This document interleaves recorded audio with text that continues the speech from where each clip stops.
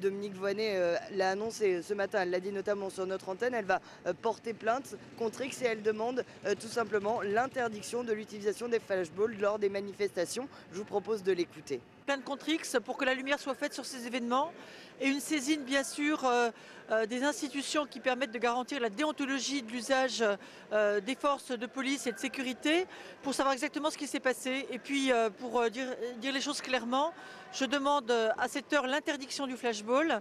C'est une arme dangereuse, c'est trop facile de dire que c'est une arme non létale comme le disent les policiers, en réalité elle peut mutiler, elle peut blesser, elle ne devrait pas être utilisée dans des manifestations de rue. Même si leur mobilisation première reste contre la réforme des retraites, ce matin, ils étaient aussi là pour défendre leurs camarades blessés hier par ce tir de flashball. Dès 6 heures devant le lycée Jean Jaurès, là où s'est passé l'incident hier, des élèves étaient là pour bloquer l'accès au lycée, des poubelles, empêcher l'entrée dans l'établissement.